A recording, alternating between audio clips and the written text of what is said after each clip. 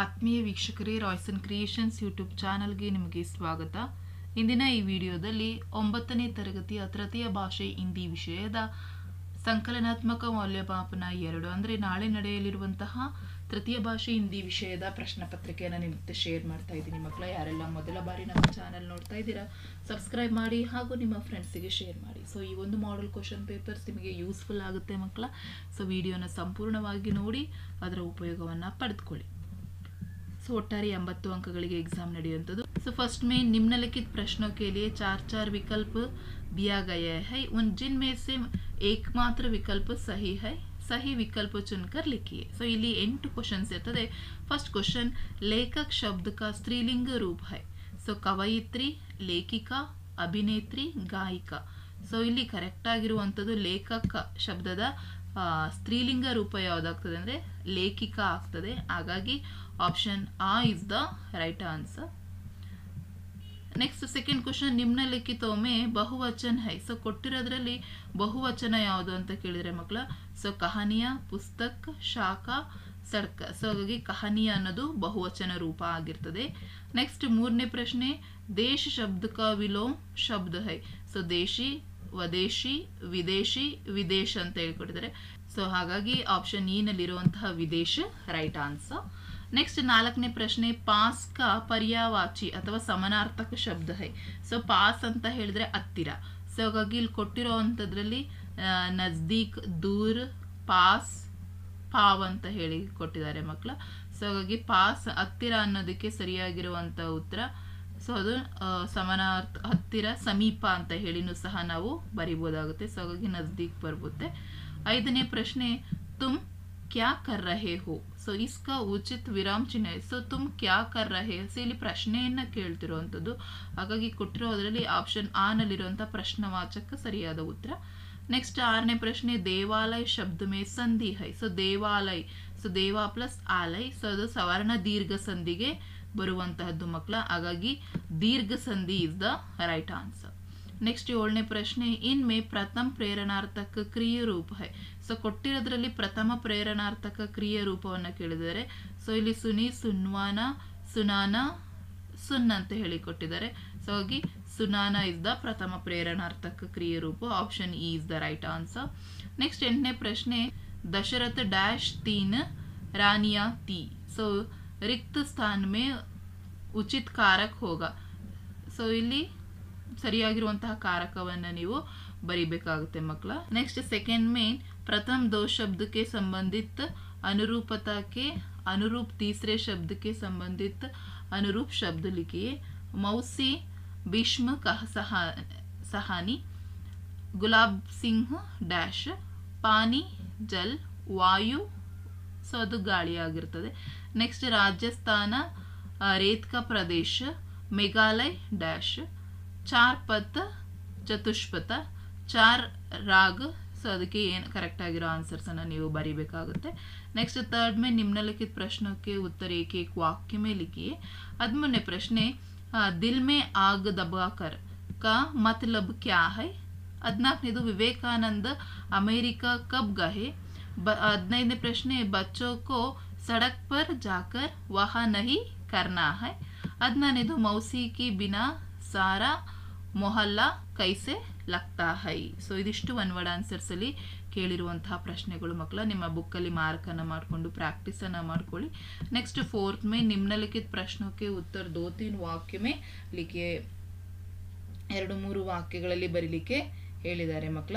So 17ನೇ ಪ್ರಶ್ನೆ, by को गिरते देखकर बहना ने क्या किया. नेक्स्ट, बाबू बाई ने किन किन से मदद मांगी. 19ನೇದು नवीकरणीय योग्य ऊर्जाओं के बारे में लिखिए. 20ನೇದು चन्नम्मा के माता पिता कौन थे. 21ನೇ ಪ್ರಶ್ನೆ, दुर्घटना से बचने को 2 उपाय लिखिए. ಈ ಪ್ರಶ್ನೆ ತುಂಬಾ ಬಾರಿ ಕೇಳ್ತಾರೆ. 22ನೇದು, आज मेरे सामने है रास्ता इतना बड़ा, पंक्ति का आशय क्या है. 23ನೇದು, कल्पना के बचपन की आकांक्षा क्या थी ಅಥವಾ कल्पना की ಶಿಕ್ಷಾ ಕೆ ಬಾರೆ ಮೇ ಲಿಖಿಯೆ. ಸೊ ಈ ಪ್ರಶ್ನೆಗಳನ್ನು ತುಂಬಾ ಬಾರಿ ಕೇಳ್ತಾರೆ ಮಕ್ಕಳ. ಸೊ ಹಾಗಾಗಿ ಪ್ರಾಕ್ಟೀಸ್ ಅನ್ನ ಮಾಡ್ಕೊಳ್ಳಿ. ನೆಕ್ಸ್ಟ್ 24ನೇ ಪ್ರಶ್ನೆ, सब प्रतिभागियों विजयी क्यों घोषित किया गया अथवा बुझते दीपों के तन में मन में कभी किस प्रकार के प्रकाश बरते हो रहते हैं. ಸೊ ಇದಿಷ್ಟು 2 ಅಂಕದ ಪ್ರಶ್ನೆಗಳು. नेक्स्ट 5th में निम्नलिखित प्रश्नों के उत्तर 3-4 वाक्य में लिखिए. 25ನೇ प्रश्ने स्वामी विवेकानंद ने भारतवासियों को क्या उपदेश दिया. नेक्स्ट 26ನೇ प्रश्ने मौसी की निस्वार्थ सेवा के बारे में लिखिए. 27ನೇ प्रश्ने माहिती बाजार के बारे में 3 वाक्य लिखिए. 28ನೇದು बकासुर क्या करता था और उसके बदले में वह क्या लेता था. 29ನೇದು सड़क को साफ सुथरा रखने के लिए हमें क्या करना चाहिए. पर्यावरण का महत्व समझाइए. नेक्स्ट मेहनत करने वाले मिलकर कदम बढ़ने से क्या होता है. ನೆಕ್ಸ್ಟ್ 32ನೇದು ದೋಹೆಗಳನ್ನು ಕೊಟ್ಟಿರ್ತಾರೆ, ಭಾವಾರ್ಥವನ್ನು ನಾವು ಬರಿಬೇಕಾಗುತ್ತೆ. 33ನೇ ಪ್ರಶ್ನೆಯಲ್ಲಿ ನಮಗೆ ಗದ್ಯಾಂಶವನ್ನು ಓದ್ಕೊಂಡು ಕನ್ನಡ ಅಥವಾ ಇಂಗ್ಲಿಷಲ್ಲಿ ತರ್ಜುಮೆನ ಮಾಡಬೇಕಾಗುತ್ತೆ ಮಕ್ಕಳ. जीवन में स्वास्थ्य का महत्वपूर्ण स्थान है.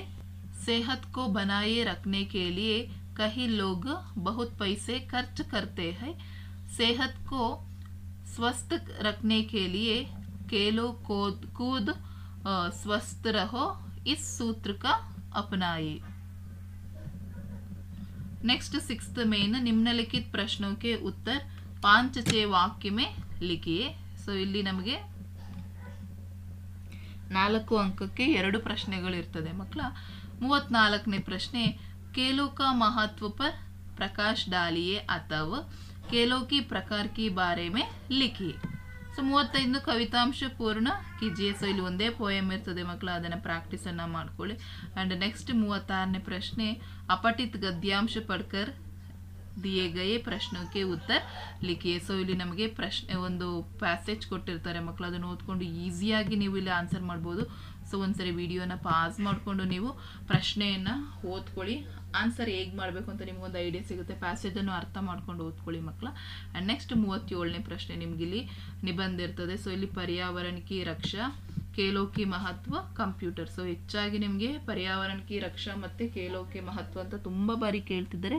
ಸೊ ಎರಡರಲ್ಲಿ ಅಟ್ಲೀಸ್ಟ್ ಒಂದನ್ನಾದರೂ ಚೆನ್ನಾಗಿ ಪ್ರಾಕ್ಟೀಸನ್ನು ಮಾಡ್ಕೊಳ್ಳಿ. ಆಗ ನಿಮಗೆ ಎಕ್ಸಾಮ್ಗೆ ಅಟೆಂಡ್ ಮಾಡಲಿಕ್ಕೆ ಬಹಳ ಯೂಸ್ಫುಲ್ ಆಗುತ್ತೆ. ಯಾಕೆಂದರೆ ನಿಮಗೆ 4 ಅಂಕಕ್ಕೆ ನಿಮಗೆ निबंध इರ್ತದೆ. ಆ್ಯಂಡ್ ನೆಕ್ಸ್ಟ್ 38ನೇ ಪ್ರಶ್ನೆ ನಿಮ್ನಲಿಖಿತ ವಿಷಯಕ್ಕೆ ಬಾರೆ ಮೇ ಪತ್ರ ಲಿಖಿಯೆ. ಸೊ ಇಲ್ಲಿ ಪತ್ರವನ್ನು ಬರೀಲಿಕ್ಕೆ ಕೊಟ್ಟಿರ್ತಾರೆ. ಒಂದು ಚುಟ್ಟಿ ಪತ್ರ, ಇನ್ನೊಂದು ಗೆಳತಿಗೆ ಅಥವಾ ತಂದೆಗೆ ಪತ್ರವನ್ನು ಬರೀಲಿಕ್ಕೆ ಕೊಟ್ಟಿರ್ತಾರೆ. ಇಲ್ಲಿ बीमारी के कारण बताए हुए अपने कक्षा अध्यापक के नाम चुट्टी पत्र लिखिए अथवा परीक्षा के तैयारी के बारे में बताए हुए अपने पिताजी के नाम के पत्र लिखिए. ಸೊ ಹಾಗಾಗಿ ಪತ್ರವನ್ನು ಪ್ರಾಕ್ಟೀಸ್ ಮಾಡ್ಕೊಳ್ಳಿ. ಸೊ ನೋಡಿ ನಿಮಗೆ ಇದು ಒಂದು ಮಾಡೆಲ್ ಕ್ವಶನ್ ಪೇಪರ್ ಆಗಿ ತೆಗೆದುಕೊಳ್ಳಿ ಮಕ್ಕಳ. ಸೊ ಕ್ವಶನ್ಸನ್ನು ಮಾರ್ಕ್ ಮಾಡ್ಕೊಳ್ಳಿ. ಸೊ ನಾನು ಈಗಲೇ 3 ಕ್ವಶನ್ ಪೇಪರ್ಸನ್ನು ನಿಮ್ಮ ಜೊತೆ ಡಿಸ್ಕಷನ್ ಮಾಡಿದ್ದೇನೆ. ಸೊ ತುಂಬ ಪ್ರಶ್ನೆಗಳು ರಿಪೀಟ್ ಆಗಿದ್ದಾವೆ.